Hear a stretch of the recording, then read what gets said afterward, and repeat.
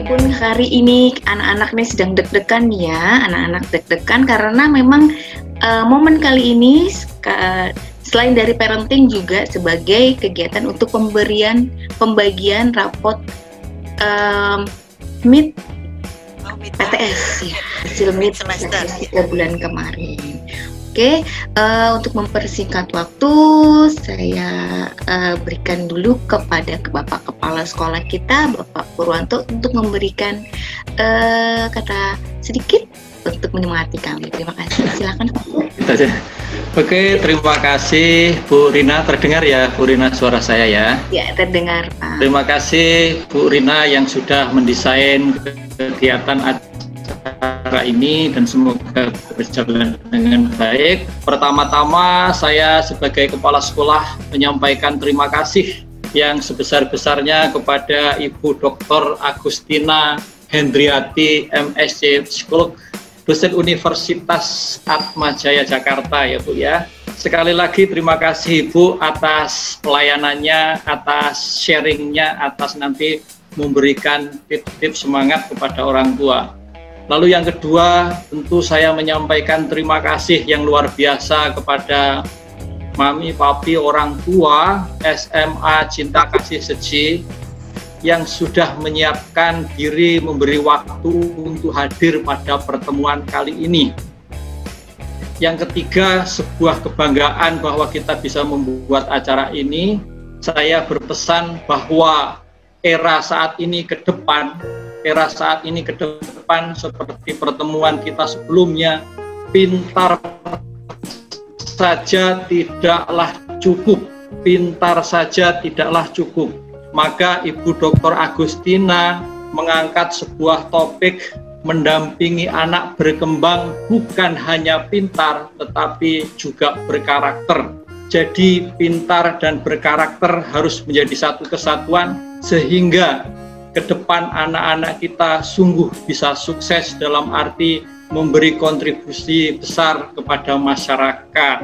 Nah, bagaimana hal itu dilakukan oleh orang tua pada era pandemi dan industri 4.0 ini, kesempatan ini kita akan diberi sebuah pencerahan oleh Ibu Dr. Agustina. Untuk itu sekali lagi terima kasih dan dengan ini saya mengucapkan selamat berwebinar dan semoga hari ini sukses. Bolehlah sebagai simbol kita memulai ini, kita semua melakukan tepuk tangan. Nah, oke. Begitu saja. Terima kasih Bu Rina, kami persilahkan Bu Rina. Iya, terima kasih banyak Pak Purwanto atas kata-kata sambutannya, dan marilah kita untuk memulai kita berdoa bersama sejenak, menundukkan kepala dan mengingat kepada Tuhan agar apa yang akan kita dengarkan, akan kita terima bermanfaat bagi diri kita, terutama bagi anak-anak kita dan Bapak Ibu, untuk anak didik kita. Berdoa, dipersilahkan.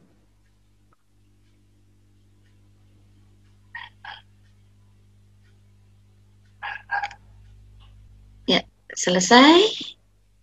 Terima kasih.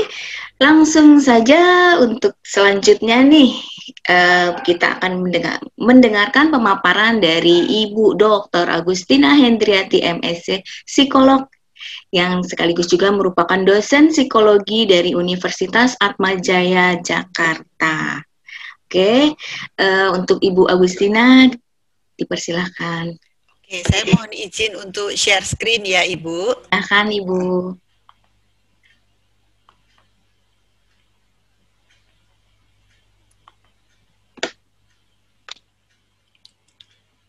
Apakah sudah terlihat? Sudah Bu. Oke. Baik, kita langsung saja. Jadi sebenarnya tadinya awalnya saya pikir judul itu juga diajukan ya, artinya tadinya ada pembicaraan juga, permintaan dari sekolah Cinta Kasih Suci ini karena dalam masa PJJ ini sebetulnya kan situasinya memang tidak sangat menyenangkan tentunya ya bagi kita semua, kita akui saja gitu ya.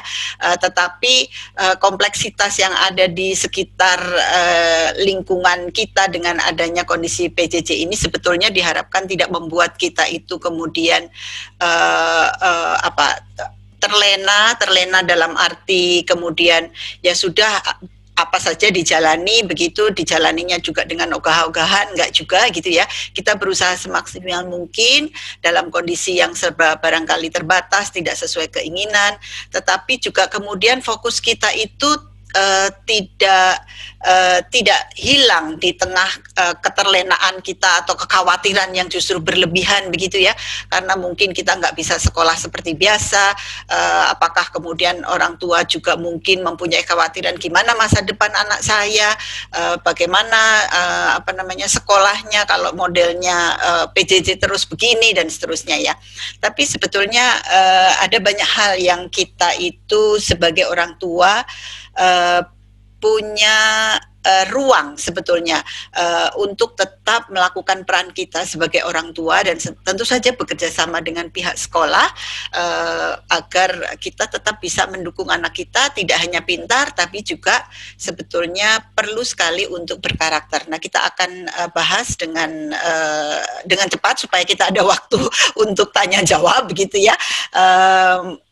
Ya, oke. Jadi sebetulnya kita jangan lupa mengenai esensi kita tentang pendidikan. Mengapa sih kita mendidik anak? Ya, bagaimana cara kita mendidik anak? Apakah kita hanya mendidik anak itu artinya mengirim anak ke sekolah? Nah, seringkali orang tua itu berpikir ya, kalau anak saya udah ke sekolah, berarti tugas saya sebagai orang tua tuh selesai gitu. Karena di sekolah kan mereka sudah dididik gitu. Lah, padahal pendidikan itu tidak hanya di sekolah tapi juga di rumah. Nah, karena itulah kemudian orang tua perlu diingatkan. Saya yakin para orang tua di sekolah SMA Cinta Kasih ini pasti punya kesadaran yang luar biasa mengenai pendidikan anak ya. Hanya kadang-kadang saya sendiri juga orang tua, jadi saya tahu kadang-kadang saya juga pun perlu diingatkan gitu, ada tugas loh sebagai orang tua gitu ya. Walaupun saya juga bekerja, suami saya juga bekerja, tapi anak-anak itu tetap tanggung jawab juga loh dari orang tua gitu ya. Nah, begitu. Jadi kita tidak boleh lupa dengan esensi pendidikan. Nah, supaya saya nggak ngoceh sendiri Ibu Bapak sekalian, gimana kalau Ibu Bapak mencoba membuka ini.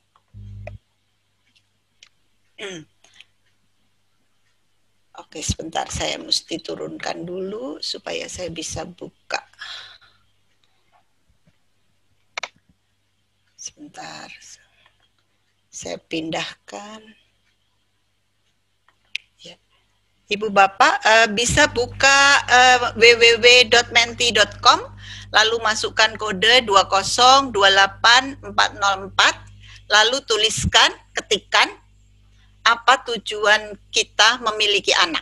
Tuliskan dalam kalimat pendek 1-3 kata saja gitu, Bapak Ibu bisa?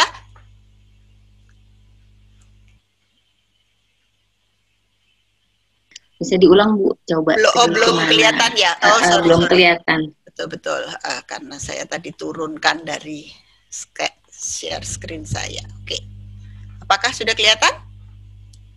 Menti.com. Ya. Kodenya 2028404. Oke, ayo Mama, Papa, coba diklik. Ditulis dalam kalimat ini. Maaf, saya tutup dulu ini saya supaya tidak mengganggu. Ya, oke.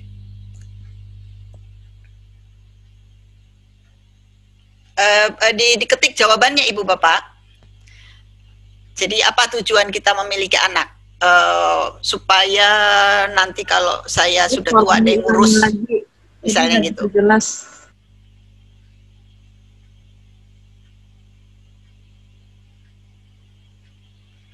Oke. Ada yang sudah masuk jawabannya, menyayangi, apalagi? Menciptakan kebahagiaan, oke. Nama kebahagiaan. Apa jaya doang? Keturunan, oke. meneruskan keturunan ya. Oke.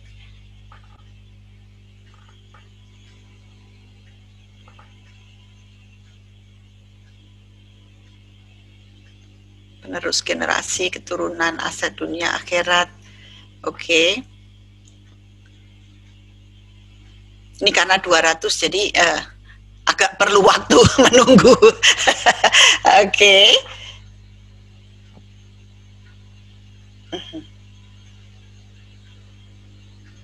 Oke, kelihatannya yang terbanyak yang terbanyak adalah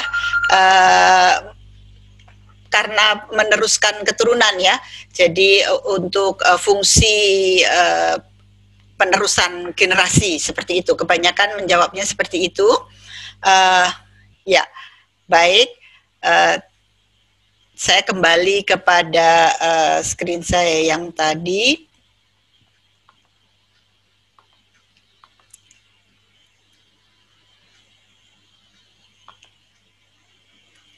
Oke, dari jawaban yang tadi disampaikan kepada saya dari Bapak Ibu sekalian, jawaban terbanyaknya kan ini ya, apa namanya, meneruskan keturunan.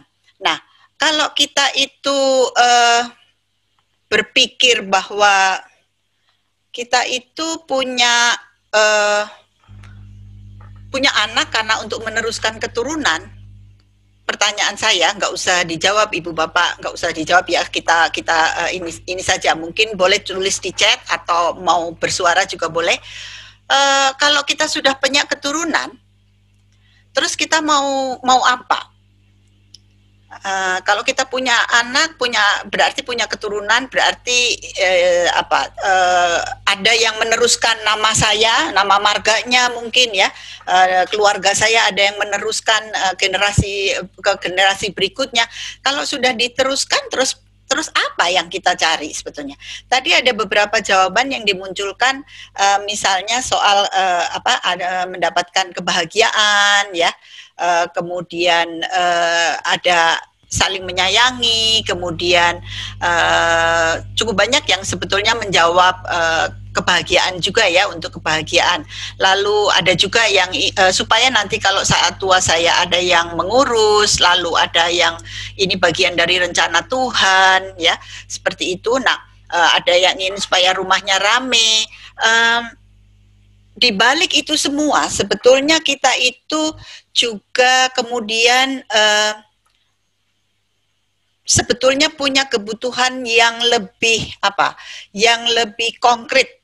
Oke, kalau meneruskan keturunan iya, itu juga konkret ya, artinya kita kan kemudian punya anak. Tetapi berikutnya apa kalau kita sudah punya keturunan itu? Nah, ternyata kan ada juga yang sudah mulai memunculkan adanya elemen misalnya, supaya nanti saya ada yang mengurus ketika saya tua, supaya menggenapi rencana Tuhan, sangat spiritual dalam hal ini ya, dan seterusnya yang Bapak Ibu kemukakan di sana. Nah, kalau saya boleh lihat nih dari apa yang disampaikan oleh Bapak Ibu, sebetulnya saya tidak terlalu melihat Bapak Ibu punya fokus yang terlalu kuat soal anaknya pintar. Saya nggak tahu apakah mungkin salah asumsi saya ya atas jawaban Bapak Ibu sekalian ya. Nanti kita lihat untuk pertanyaan yang berikutnya. Mari kita coba isi yang ini, Bu Bapak.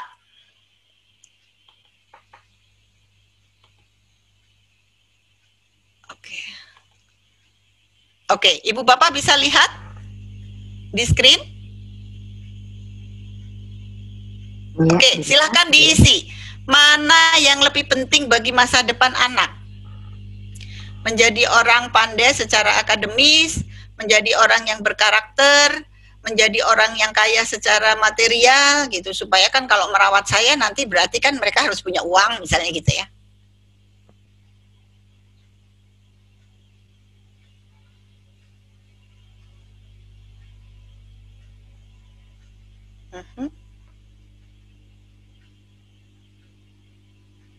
Oke. menarik sekali. Tidak ada jawaban lain selain yang di tengah nih, Bapak Ibu. Ya, oke. Berarti sebetulnya kita nggak usah susah-susah nih diskusi kita pagi ini, karena sepertinya orang tua sudah ada kesadaran untuk menjadikan anaknya itu pribadi-pribadi yang berkarakter. Saya pikir itu aset yang luar biasa, tidak saja bagi keluarga-keluarga ya, masing-masing keluarga, tetapi juga bagi sekolah SMA Cinta Kasih, Pak Purwantoni. Karena apa? Karena orang tuanya punya kesadaran bahwa anaknya itu perlu berkarakter. Saya percaya itu juga bagian dari pasti bagian dari budaya dan upaya yang dilakukan oleh sekolah, sehingga orang tua mempunyai kesadaran bahwa anak-anak itu dididik tidak saja untuk menjadi pintar, melainkan untuk lebih berkarakter gitu. Saya memang kalau riset membuktikan itu atmosfer budaya sekolah itu juga akan menentukan bagaimana pandangan orang tua, dan dalam hal ini mungkin sudah inline sekali antara apa yang terjadi di sekolah dan pada orang tua. Nah, jadi tugas saya lebih gampang karena kemudian kita akan membahas bagaimana untuk memperkuat ya, untuk makin mendukung para orang tua untuk bisa menjadikan anaknya menjadi lebih berkarakter seperti itu. Nah, oke, Ibu Bapak sekalian. Saya pindahkan, kan berkarakter itu boleh kita anggap sebagai kualitas yang positif ya, karena itu kita sampai punya judul webinar seperti ini kan, tidak saja pintar tapi juga berkarakter ya. Sebetulnya kualitas, saya mengatakan orang yang berkarakter itu adalah orang yang berkualitas positif ya, dan di sana sebetulnya yang masuk di dalam karakter, kekuatan karakter seseorang itu meliputi kemampuan, ya, meliputi keterampilan, meliputi sikap, dan kemudian itu menyatu dalam sebuah karakter. Nah, apa yang dimaksud dengan karakter itu adalah kalau menurut Lee Waters itu adalah campuran tadi. Kalau menurut Nimik itu dia mengatakan bahwa karakter itu adalah ciri atau kapasitas positif yang memuaskan bagi diri kita sebagai individu ya, yang berkarakter, tidak merugikan orang lain ya, dan itu karakter itu adalah sesuatu yang diterima oleh orang dimanapun saja gitu ya, lintas budaya, tidak hanya di suku tertentu, di negara tertentu, tapi di seluruh dunia, dan juga sebetulnya kemudian selaras dengan keluaran perilaku kita. Jadi kalau saya mau dikatakan berkarakter, saya itu berkarakter jujur, maka ya saya nggak akan bohong-bohong, nipu-nipu dan sebagainya. Jadi itu inline seperti itu. Nah, Ibu Bapak, oke, saya mohon izin untuk menggunakan pendekatan dari psikologi positif ya, yang kakek buyutnya adalah Martin Seligman gitu ya. Nah, menurut Seligman, kekuatan karakter seseorang itu berarti dia kemudian akan mampu untuk dealing with the past. Itu maksudnya apa? Dealing with the past itu adalah bahwa saya selesai dengan masa lalu saya. Saya mungkin pernah dilukai, saya pernah menghadapi kesulitan di masa lalu, tapi saya tidak akan saya bawa-bawa untuk menghidupi diri saya saat ini dan untuk mengelola masa depan saya. Itu satu komponen dari orang yang kemudian punya kekuatan karakter ya, bisa mengatasi, bisa menyelesaikan masa lalunya, kemudian punya optimisme untuk menuju masa depannya, dan pada saat ini juga bisa berbahagia di dalam kehidupannya gitu. Itu kalau menurut Seligman. Nah, dia kemudian mengeluarkan ada 24 kekuatan karakter ya, yang berasal dari 6 virtues, 6 kebajikan, kira-kira begitu. 6 kebajikannya adalah wisdom, kemudian wisdom itu kebijaksanaan, courage itu keberanian, humanity kemanusiaan, justice itu rasa keadilan, temperance itu temperance itu sikap yang ada kesederhanaan, bisa mengelola diri seperti itu. Lalu transcendence itu pada hal-hal yang lebih tinggi, yang lebih spiritual, kira-kira begitu ya. Kalau kita di Indonesia, transcendence pasti dikaitkan dengan spiritualitas. Nah, ini akan menjadi jalur dari 5 area dari kita menjadi individu yang sejahtera, menurut Seligman ya. Teorinya itu adalah kita kemudian punya kehidupan yang flourish. Flourish itu berarti yang berkembang, seperti itu Ibu Bapak. Nah, disingkatnya adalah PERMA. Mengapa PERMA? Karena P yang pertama itu adalah bahwa kita itu dengan kekuatan karakter kita, maka kita orang yang punya perasaan positif dalam hidup kita. Kemudian kita punya keterlibatan, ya. Kemudian kita itu punya hubungan dengan orang lain yang akan memberikan support bagi kita, kan apalagi kita orang Indonesia ya, dengan PSBB ini rasanya sengsara sekali karena kita nggak bisa ketemu sama orang lain. Memang kita bisa WA-an, kita bisa Zooming dan sebagainya, tapi bertemu orang itu sesuatu banget gitu loh kalau untuk orang dengan budaya kolektif seperti di Indonesia. Karena itu memang dan ternyata dibuktikan dalam penelitian-penelitian di negara-negara barat ya. Sebenarnya tidak tepat juga kalau dibilang barat, karena Australia itu juga mempunyai penelitian yang ternyata mereka sekarang mengakui bahwa keterhubungan kita dengan orang lain secara sosial itu ternyata penting sekali bagi kebahagiaan kita sebagai individu, dan akhirnya akan mendorong karakter yang positif ya, yang kuat dalam diri kita. Kemudian M dari PERMA itu, M-nya adalah makna hidup ya, dan yang terakhir adalah betapapun kita perlu ada capaian. Nah, capaian ini tentu saja bisa kita diskusikan lebih jauh. Apakah capaian itu berarti kita harus pinter gitu ya? Atau kalau kita itu tidak punya, atau Tuhan itu memberikan kita itu IQ tidak setinggi anak lain gitu ya? Apakah berarti hidup kita tamat? Enggak gitu. Apakah kita kemudian tidak bisa punya capaian? Enggak juga. Kita tetap bisa punya capaian, tentu saja dalam konteks kemampuan, keadaan yang kita miliki, capaian selalu bisa kita upayakan gitu ya.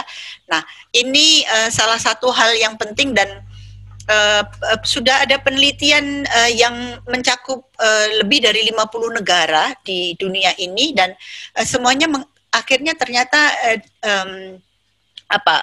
kembali atau akhirnya menyimpulkan hal-hal yang sama seperti ini, di mana kemudian keluarannya adalah individu-individu yang lebih sejahtera secara batiniah, seperti itu ya, secara psikologis. Nah, mari kita lihat lebih detail sedikit tentang 24 kekuatan karakter tadi ya. Yang pertama adalah kebijaksanaan ya. Ibu Bapak kita nggak akan bahas ini terlalu detail karena nanti kelamaan gitu ya. Intinya di dalam virtu kebijaksanaan ini ada sejumlah kekuatan karakter. Ada kreativitas di sana, ada love of learning itu kesenangan untuk belajar, ada kemampuan untuk melakukan judgment yang baik tentu saja ya, yang bijak seperti itu, punya perspektif yang bisa memperhatikan berbagai sudut pandang di dalam cara kita mengelola hubungan dengan orang lain maupun menyelesaikan masalah, misalnya seperti itu. Kemudian yang kedua itu adalah virtuesnya atau kebajikannya adalah courage, semangat ya. Di situ ada keberanian, karakter strength ya. Saya berusaha ngomong cepat jadinya kelibet-libet, mohon maaf.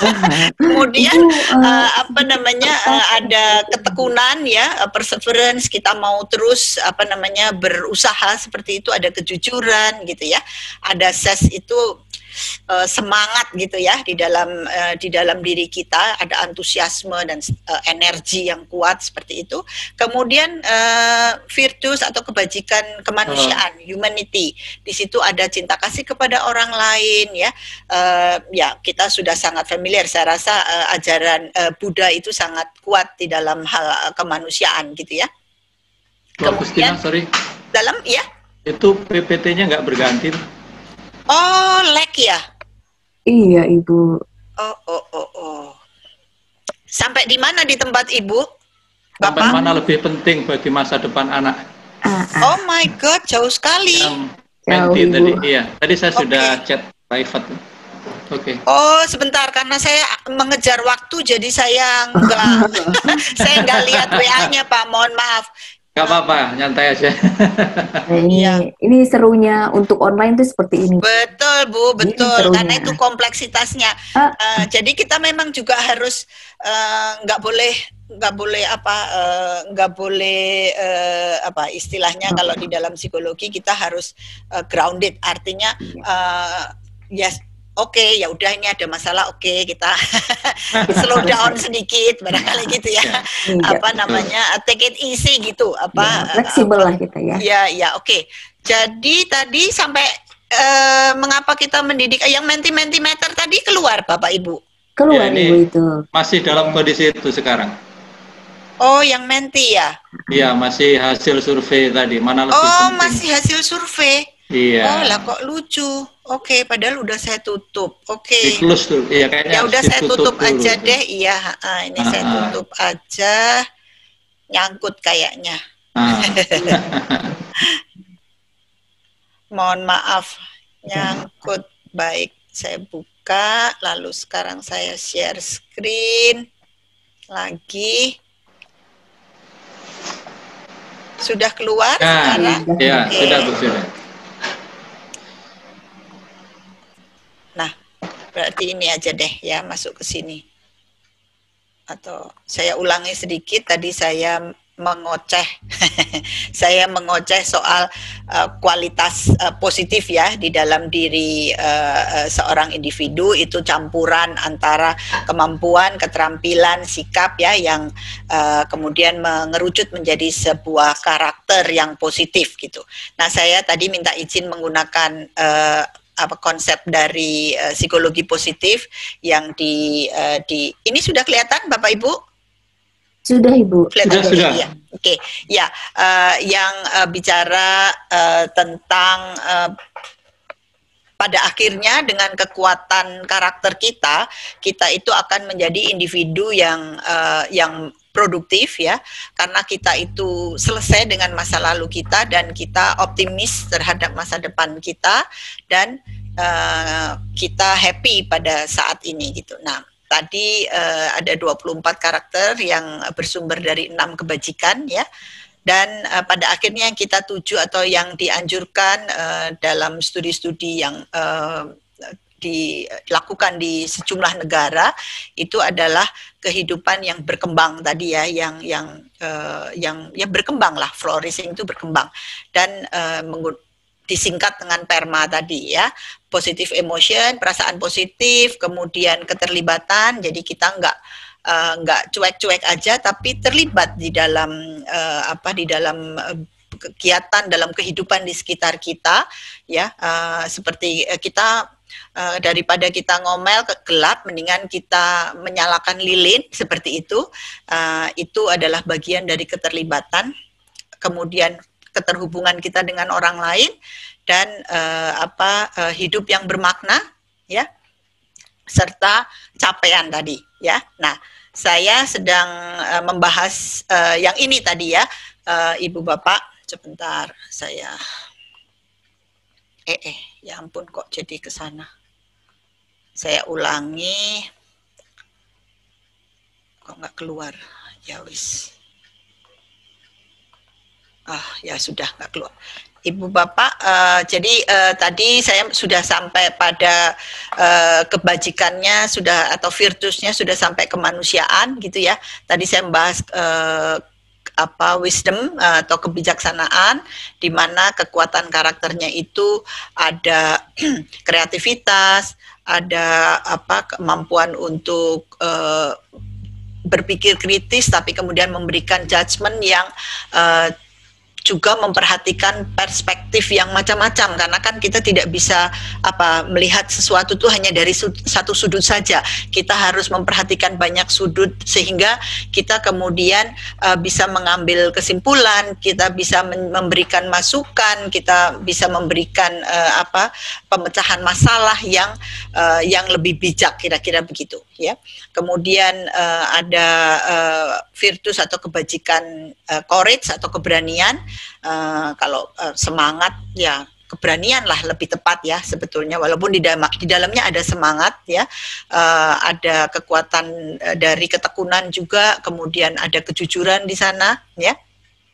Kemudian ada kemanusiaan yang tadi saya katakan, ajaran Buddha itu sepengetahuan saya sudah sangat kuat sekali untuk kebajikan kemanusiaannya ya, dan di dalamnya tentu saja ada kasih sayang, perhatian kepada orang lain seperti itu ya.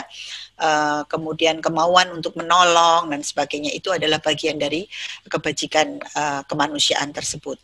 Lalu yang berikutnya adalah berpindah PowerPoint saya. Oke, baik ya.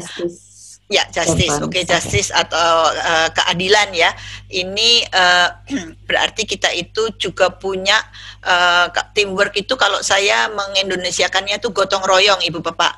Jadi kita punya semangat untuk tidak hanya mikir dirinya kita sendiri, tetapi kita juga bekerja sama dengan orang lain juga dalam konteks kemasyarakatan. Jadi tidak ke dalam saja, tapi juga kita keluar.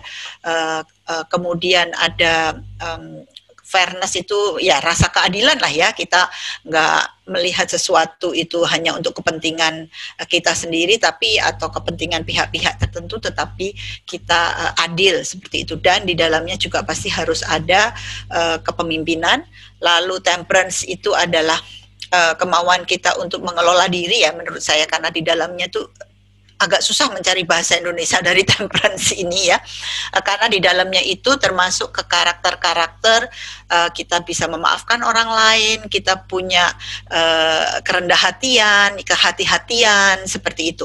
Dan intinya ini semua adalah kita bisa mengelola diri kita agar kita bisa humble ya, bisa rendah hati, bisa hati-hati. Itu kan kita meregulasi diri kita, mengontrol, mengendalikan diri kita, seperti itu. Lalu yang terakhir adalah transendensi. Ini yang tadi saya sebutkan, biasanya banyak kaitannya dengan spiritualitas ya kalau di Indonesia, karena kita bisa mengapresiasi keindahan, kebaikan yang ada di sekitar kita ya. Kita bisa bersyukur, kita punya pengharapan terhadap kondisi apapun gitu ya, selalu bisa melihat sisi yang positif dalam hal ini gitu, karena kita juga bisa menarik sisi-sisi lucu dari suatu keadaan, sehingga kita pada akhirnya juga kemudian bisa lebih ringan di dalam hati dan hidup kita. Nah, itu adalah 24 kekuatan karakter ya, yang berangkat dari 6 virtus atau kebajikan tadi. Dan pada akhirnya nih kita mau masuk pada bagian di mana terus kita bisa apa gitu ya. Nah, mengapa ini kok jadi penting gitu kan ya. Nah, karena walaupun tadi itu achievement dari PERMA tadi merupakan salah satu hal yang juga bukan achievement ya, accomplishment ya, beda ya maknanya. Kalau accomplishment itu ada capaian, kalau achievement itu harus dikaitkan dengan standar tertentu dan kita dibandingkan dengan orang lain biasanya. Tapi kalau accomplishment itu bahwa kita mencapai sesuatu gitu ya. Nah, ini banyak penelitian ya, sayangnya memang tidak di Indonesia gitu ya. Di Amerika salah satunya di Michigan itu capaian akademis itu tidak langgeng Ibu Bapak ya. Ternyata capaian yang paling banyak. Jadi kalau saya itu mendidik anak, memasukkan anak ke sekolah, saya kan sebetulnya berinvestasi. Nah, dalam penelitian si Swinehart dan kawan-kawan itu ya, dan banyak penelitian lain, setiap kita menginvestasikan, membayar uang sekolah, membeli pakaian seragam dan sebagainya, membeli buku, itu dihitung sebagai investasi. Dan ternyata pengembalian yang paling besar itu bukan dari ke mereka itu kemudian nilainya itu tinggi atau dalam hal-hal yang sifatnya akademis, melainkan justru bagaimana mereka punya motivasi untuk berjuang seperti itu. Jadi pada akhirnya itu adalah sisi-sisi psikologis yang ternyata sifatnya langgeng, karena penelitiannya Swinehart dan kawan-kawan itu mengikuti anak itu dari kecil sampai umur 40 tahun. Dan itu ternyata lipat-lipat hasil karena mereka menghitung secara dolar itu Bapak Ibu. Itu ternyata hasilnya itu besar sekali dalam aspek psikologis tadi ya, bahwa mereka kemudian tidak menjadi penjahat yang harus masuk ke penjara, karena kalau masuk penjara tuh jangan dikira nggak ada dana kan, di sana kan untuk menghidupi orang yang di penjara itu kita kan mengeluarkan dana gitu. Negara dari mana ya, dari uang kita pembayar pajak gitu ya, jadi seperti itu. Nah, jadi di situ sebetulnya menunjukkan penting sekali. Nah, kalau Bapak Ibu mungkin hari-hari ini atau terakhir-terakhir ini mulai sering mendengar grit, tadi saya sudah menyinggung regulasi diri, pernah mendengar growth mindset. Nah, itu adalah hal-hal yang penting Ibu Bapak. Dan ternyata itulah yang kemudian sangat berguna, sangat baik efeknya bagi pendidikan anak yang sifatnya langgeng ke depan gitu, yang tidak berhenti lulus dapat ijazah gitu ya, nilainya bagus, NEM-nya bagus gitu, tapi terus apa gitu ya. Nah, yang membuat orang-orang sukses itu ternyata adalah growth mindset. Growth mindset itu adalah cara berpikir yang mengedepankan pengembangan diri.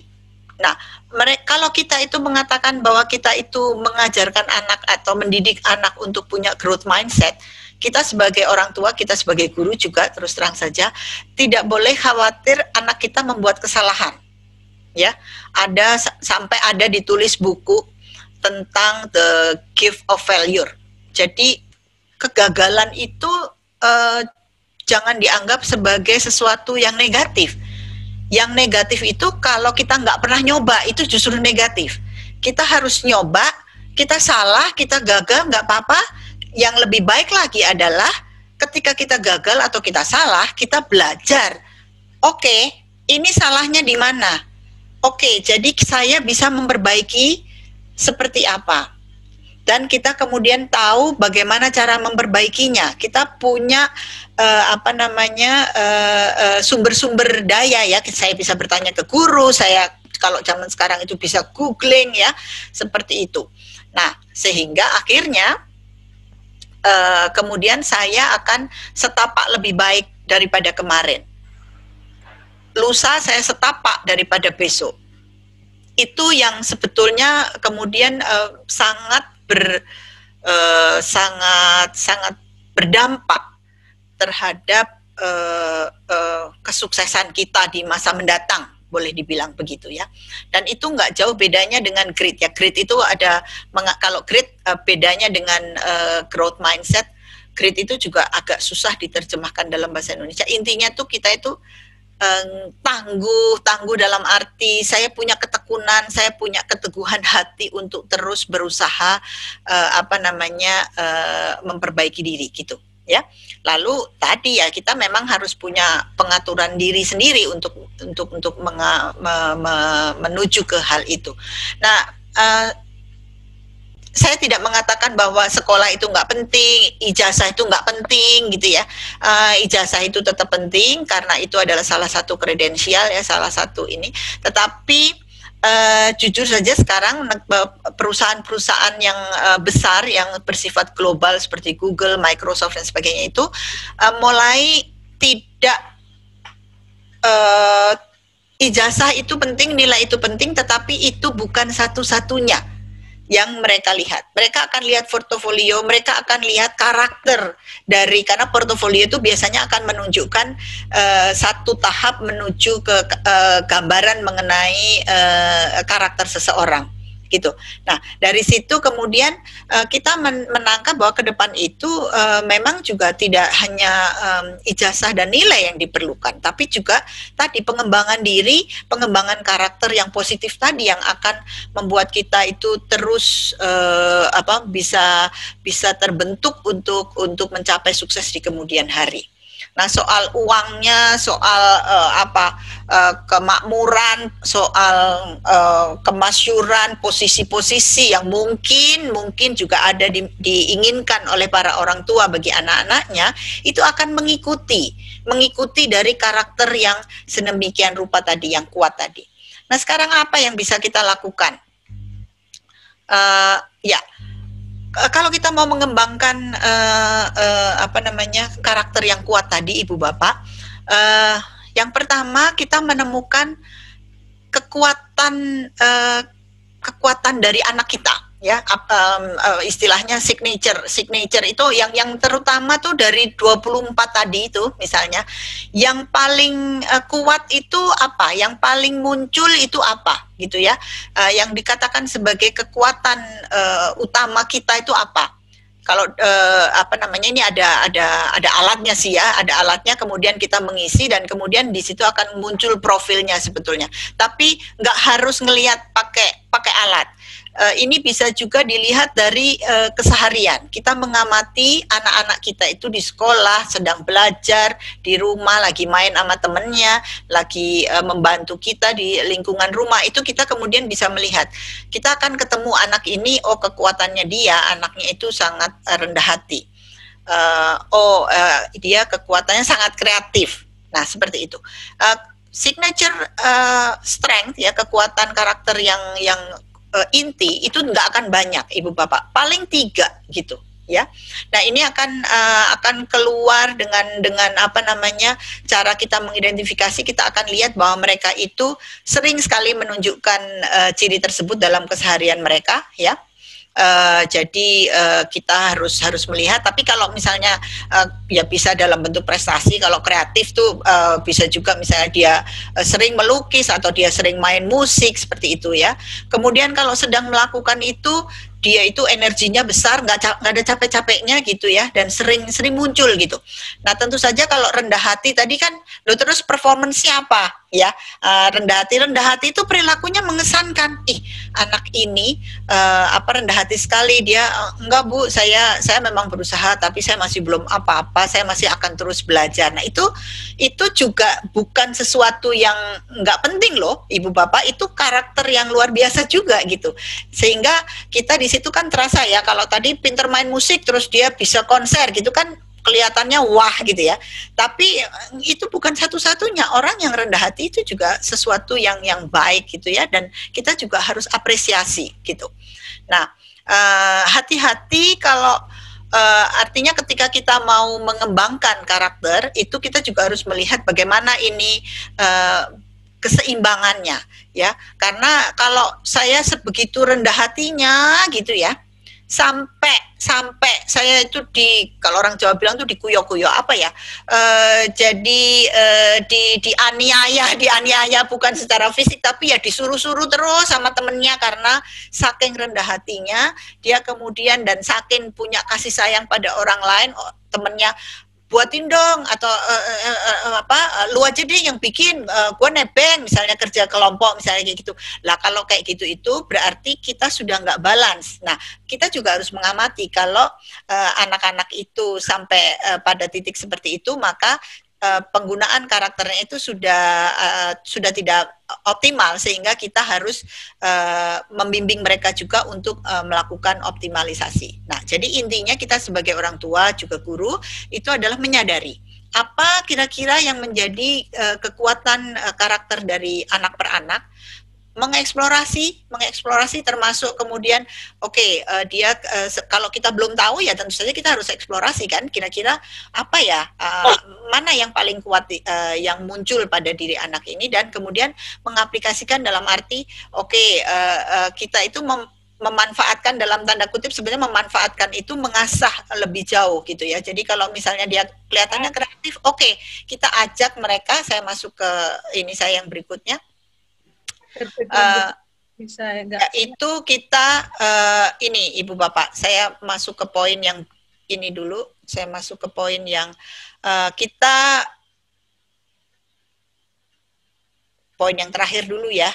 Yaitu kita itu mengajak mereka untuk bukan terakhir, 3 dari yang terakhir, yaitu kita itu mengajak mereka untuk lebih produktif di dalam hidupnya. Jadi produktif itu tidak berarti kita harus menghasilkan sesuatu, tetapi kita dalam mengasah karakter kita itu kemudian kamu kreatif, Mbok, kamu coba kira-kira kamu mau bikin apa selama kita PJJ ini, kita banyak waktu ada di rumah, coba mau pengen bikin apa, mau bikin kue, coba bisa nggak divariasikan bikin kuenya, hiasannya kek, apanya kek, rasanya kek, misalnya gitu. Atau mau apa, melukis, coba mau melukis apa, seperti itu. Nah jadi mungkin orang tua bilang, anak saya senangnya cuma main game tuh gimana, misalnya gitu ya.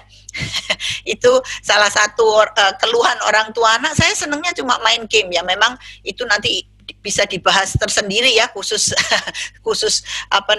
akses terhadap gawe dan game itu ya. Tapi kalau misalnya anak kita lihat senang main game, kita bisa ajak mereka untuk diskusi, Ibu Bapak, refleksi. Kan udah remaja, ajak ngobrol. Apa sih yang game apa sih yang kamu mainin tuh? Ajarin dong mama, ajarin dong papa, apaan sih, boleh lihat ya, misalnya dia main. Jadi itu gimana? Ajak mereka diskusi, ajak mereka kemudian merefleksikan. Kalau kamu main gitu, sebenarnya apa sih yang kamu rasain? Apa tujuanmu? Ya, kemudian kalau udah sampai seperti itu, kita menangkap apa excitement, rasa antusiasme mereka kalau mereka lagi main gitu. Kemudian kita ajak mereka, coba deh, kita kan kalau itu game kamu cuma mainin ya, kita bisa apa ya dengan main game itu? Kamu bisa bikin game, belajar coding, misalnya gitu ya. Coding itu coding itu belajar algoritma untuk membuat software, Ibu Bapak ya, misalnya gitu. Orang kalau mau bikin game itu pasti kuat di dalam programmingnya, dan antara lain biasanya pakai coding. Itu bahasa IT ya, bahasa teknologi informasi komputer gitu-gitu. Misalnya diajak gitu, sekarang ada loh kursus-kursus coding misalnya gitu, sebagai ekskul di rumah gitu ya, kan sekolahnya nggak ekskul di sekolah, ekskul di rumah deh, belajar coding. Supaya kamu bisa nggak kemudian bikin mainan yang sederhana misalnya gitu. Kan antusiasme dia di dalam main game itu misalnya gitu ya. Atau emang itu orang bisa hidup dari situ. Mungkin kamu bisa dapat apa dari situ. Mungkin main game yang sifatnya mengembangkan keterampilan kita misalnya kayak gitu ya, keterampilan untuk menghitung, menganalisis, keterampilan untuk problem solving, seperti itu ya Ibu Bapak ya. Jadi kita saat ini memang dipaksa oleh virus untuk berada di rumah ya, lebih banyak, tapi sebetulnya berkahnya adalah kita itu punya lebih banyak waktu. Karena kita nggak bisa nge-mall, nggak bisa ke kafe nongkrong gitu ya. Nah tapi itu sebetulnya bisa kita manfaatkan untuk mengolah karakter anak ya, yang di bawah, dalam tanda kutip, di bawah kendali kita ya. Saya nanti siang kalau saya tidak salah ada topik mengenai resiliensi ya. Sedikit memang tadi tentang growth mindset dan grit, mereka juga kita sudah bahas, dan saya berharap Ibu Bapak akan mulai sedikit ya, karena kita cuma belajarnya 1 jam aja kepotong-potong ini tadi gitu ya. Ini versi sangat cepat gitu. Mulai mengamati apa kira-kira kekuatan karakter putri atau putra Bapak Ibu, dan kemudian mulai coba gali, kembangkan lebih jauh mengenai hal itu ya. Karena mereka sudah remaja, bisa kita dengan diskusi, refleksi untuk menajamkan, untuk makin mengembangkan kekuatan karakter mereka gitu ya, melalui segala kegiatan yang ada di sekitar rumah. Kalau mau urusan rumah tangga, masak, nyuci, nyapu, sampai mereka diajak bersihin lemari buku kayak atau apa gitu ya. Ada banyak yang bisa kita lakukan dalam proses dialog kita dengan anak-anak, karena kalau remaja itu sebaiknya tidak dengan instruksi-instruksi saja. Sebaiknya kalau dengan remaja itu kita ada dialog, Ibu Bapak ya. Nah, mengapa? Karena mereka sudah mau masuk dunia dewasa, di mana mereka pada akhirnya akan perlu punya kemampuan untuk menjadi mandiri. Tidak saja mandiri nantinya, mandiri untuk mengelola diri, mandiri dalam mengambil keputusan, ya tentu saja mandiri di dalam membuat pilihan-pilihan dalam hidupnya gitu. Kalau nggak pakai latihan dari sekarang, mumpung masih ada orang tua, mumpung masih sekarang ini pandemi, di rumah kita banyak bergaul dengan mereka, ya, yang dulunya mungkin lebih susah ketika kita nggak pandemi. Nah, mari kita manfaatkan itu gitu. Ya, jadi sekolah secara fisik itu hanya salah satu tempat kita untuk mendidik anak, dan sebaiknya sisanya itu kita manfaatkanlah situasi pandemi ini untuk mengasah karakter anak-anak itu, karena percayalah ke depan itu yang akan lebih penting. Karena akademis itu kan seringkali berkaitan dengan ilmu pengetahuan ya, katakanlah apa, fisika. Memang fisika yang dasar itu sejauh ilmu pengetahuannya masih segitu-segitu aja, nggak akan berubah gitu ya. Tapi ilmu pengetahuan khususnya yang sosial itu dengan cepat berubah. Kalau kita tidak punya tadi karakter love of learning, senang untuk belajar, dengan cepat ilmu kita itu kuno gitu, nggak berlaku lagi. Ya, bahkan teknologi komunikasi, komputer dan sebagainya itu dengan cepat sekali berubah. Ya, nah kita harus terus mengikuti perubahan, perkembangan, menciptakan barangkali perubahan yang lebih baik bagi kemanusiaan ya tentunya. Nah itu, karena itu perlu kita punya karakter yang menuju ke situ, dan itu tidak cukup hanya dengan pintar saja, apalagi hanya pintar secara akademis. Itu tidak cukup. Jadi kepintaran kita itu harus mengerucut pada karakter yang positif tadi, gitu, Ibu Bapak. Ini versi yang sangat ngebut sekali. Mudah-mudahan kita masih ada waktu untuk diskusi, Ibu Bapak sekalian. Kita ada waktu. Terima kasih banyak nih Ibu Agustina. Kita punya waktu untuk orang tua, misalnya ada yang mau bertanya, bisa di chat, diketik di chat. 5 menit kita punya tambahan waktu. Silahkan. Apakah ada pertanyaan? Saya stop share dulu sebentar. Kok ketutupan sebentar. Saya stop share. Oke. Chatnya udah banyak banget saya. Oke. Menarik sekali Ibu tuh memang. Ya, itu psikologi positif itu bisa 4 SKS ya? Psikologi positif itu kalau di psikologi Atmajaya sudah diberikan dalam bentuk dalam bentuk mata kuliah, dalam arti tidak hanya kuliah, tetapi proses orientasi mahasiswa baru itu sudah menggunakan pendekatan psikologi positif, Ibu ya. Kebetulan saya juga terlibat untuk sedikit terlibat lah untuk melihat bagaimana kemudian itu akan punya efek terhadap para mahasiswa nantinya. Jadi tahun pertama orientasi mahasiswa itu kita menggunakan pendekatan psikologi positif tadi untuk PERMA tadi. Ya. Oke, memang ilmu baru ya Bu ya? Ya, memang itu baru mulai berkembang ya. Seligman itu baru di akhir 90-an ya, menuju 2098 kalau saya tidak salah, dia pertama berteori mengenai itu gitu.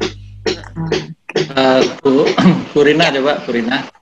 Karena ini orang tua nggak ada yang bertanya nih, saya tanya satu saja Ibu Agustina. Oh iya, monggo Pak Pur. Pertanyaan pamungkas sekalian ya Pak ya. Pertanyaan pamungkas. Tadi kan Bu Agustina menyebut grit ya, sebuah daya juang, ketahanan. Ya. Nah, saat ini itu, maaf ya papi mami anak-anak, saat ini tuh banyak sekali anak dan orang tua yang justru kok gampang mengeluh ya. Nah, bagaimana, pertanyaan saya adalah supaya bisa dipraktekkan orang tua dan anak-anak, bagaimana belajar di rumah itu supaya bisa mempunyai daya juang, daya tahan, mempunyai ketabahan, kesabaran, sehingga nggak gampang mengeluh. Terima kasih, Bu Agustina. Ya, baik, terima kasih. Begini, Ibu, Bapak sekalian, karena kan anak-anaknya udah remaja nih, pada ikut dengerin pula ya. Saya lihat ya, ada beberapa yang secara cepat ikut mendengarkan. Begini, remaja zaman sekarang itu kan punya banyak sekali sumber informasi, ya. Informasinya itu dan sumber hiburan, ya, tidak hanya informasi tapi juga hiburan. Jadi istilahnya distraksinya itu banyak banget gitu loh. Saya bosen dikit, saya lari ke sana. Saya dikit, dengan mudah itu. Kalau zaman dulu kan kita mau cari hiburan kemana, paling-paling nonton TV gitu-gitu ya. Kalau sekarang tuh udah gampang sekali dengan gadget, dengan apa gitu ya. Nah, jadi memang anak-anak zaman sekarang itu punya kecenderungan, ya, ini bukan salah anak-anaknya, tapi memang perkembangan dunia gitu ya. Mereka memang punya perhatian itu lebih pendek, Ibu Bapak, ya, punya perhatian lebih pendek. Nah, supaya karena mereka memang hidup di dalam lingkungan yang seperti ini, memang idealnya adalah mereka tidak terlalu mudah mulai terpapar pada gadget. Itu ya, tapi kan sekarang udah remaja nih. Sekarang apa yang bisa kita lakukan ketika anak sudah remaja kan? Yang pertama, dengan dialog tadi, coba remaja sekalian ini ditanya, apa sih sebetulnya cita-cita mereka? Apa yang mereka tuju dalam kehidupan ini? Nah, itu akan membangkitkan emosi sampai motivasi dari dalam diri anak untuk kemudian mencapai apa yang ingin dia targetkan itu, gitu ya. Kalau anaknya nggak tahu mau jadi apa ntar, pengen apa aja, nggak usah orang tuanya yang kemudian nanti jadi dokter ya, nanti jadi pejabat ya, jangan gitu. Dari anaknya tuh kepengen apa, nanti hidupnya tuh mau dibawa kemana gitu. Ya, nah anaknya coba diajak merefleksikan, saya sebenarnya pengen apa sih? Kalau perlu bikin istilahnya adalah dream board. Mimpi saya apa? Itu dibikin dengan kolase, dengan hiasan, digambar, dikasih tempelan, apalah gitu ya. Bisa pakai laptopnya, apa gadgetnya, atau pakai temboknya. Untuk tembok dalam arti bukan ditempel-tempel digambar di tembok ya, tapi maksudnya dibuat semacam kolase seperti itu, dream board. Dream board itu akan memotivasi ke dalam diri kita untuk mencapai sesuatu, gitu ya. Nah, karena kan tadi itu, kalau kita lupa kemudian atau kita terdistraksi, kita nggak punya ketekunan, saya akan kemudian diingatkan. Gimana? Ingat loh, kamu punya tujuan itu. Tujuan itu bisa nggak? Misalnya nih, saya kepengen punya mobil yang keren, misalnya gitu. Misalnya nih, biasanya kalau udah remaja mah nggak gitu ya, lebih bermakna. Tapi kemudian kan kita diskusikan, kalau kamu mau punya mobil keren, dari mana datangnya tuh mobil? Ya kan? Oke, mesti dibeli, kecuali dapat hadiah. Kalau dapat hadiah kan ya tergantung yang kasih hadiah kan, namanya untung-untungan. Nah, mesti dicari uangnya. Kita mau nyari uang, dari mana caranya? Kan kita sekaligus juga mengajarkan, nggak ada dong ceritanya nyari uang terus dari ngerampok gitu kan, enggak gitu ya. Nyari uang dari apa? Kita bekerja. Gimana cara kita supaya pekerjaan kita itu menghasilkan uang, misalnya gitu ya. Saya sih tidak menganjurkan dream board yang isinya material ya, tentu saja saya tidak berharap seperti itu. Tapi bahkan ketika anak itu punya mimpinya itu something yang sesuatu yang material pun, kita kemudian bisa manfaatkan itu secara sedikit demi sedikit. Anak itu kemudian nggak bisa itu datang tiba-tiba terjun itu cita-cita atau mimpimu itu tiba-tiba terwujud kalau kita nggak melakukan langkah-langkah kecil menuju itu. Jadi itu ingatkan selalu, ingatkan, ayo. Berarti kalau kamu mau dapat kerjaan yang keren, gimana caramu supaya menuju kerjaan keren? Bisa nggak kalau kamu nilaimu pas-pasan, terus kamu nggak punya portofolio, something accomplishment yang kita bisa masukkan dalam CV kita ketika kita mau nyari kerja, susah. Sekarang mau nyari kuliah aja dilihat itu CV gitu ya. Waktu SMA pernah ikut kegiatan apa saja, pernah terlibat dalam kegiatan apa saja, itu kan semuanya sekarang ada nilainya yang seperti itu gitu, nggak semata-mata hanya nilai. Nah, hanya nilai di raport gitu ya. Jadi itu hal-hal yang terus harus diingatkan kepada anak-anak, dan karena prosesnya itu memang memang sedikit demi sedikit dan terus menerus, diharapkan grit dan ketekunan anak-anak itu juga, daya juangnya juga sedikit demi sedikit Pak terbentuk gitu. Memang nggak bisa sekejap. Wong namanya saja kita mau mengembangkan daya juang ya. Nggak mungkin kan tiba-tiba, daya juang itu pasti harus dibentuk secara perlahan-lahan gitu ya. Nah biasanya kita akan menggunakan goal sebagai tujuan tadi ya, mimpi tadi sebagai pendorong gitu, sebagai pendorong yang terima kasih Bu. Bu Rina, ini ada satu pertanyaan, bagaimana? Satu lagi dari orang tua. Waktu kita nih sudah habis ya? Ada pertanyaan. Mohon maaf, iya. Gimana, mungkin nanti disimpan dulu ya. Itu pertanyaannya yaudah. Nanti bisa kita sampaikan ke Ibu Agustina ini. Terima kasih. Iya. Gitu ya Bu. Oke Papa. Maaf. Wah seru banget memang. Waktunya sih memang ya. Mungkin di lain kali kita bisa. Ya. Oke, kita buka semua orang tua video. Kita akan screenshot, kita akan foto. Ya, buka kameranya silakan. Kameranya semuanya dibuka. Nanti sebentar lagi akan habis nih.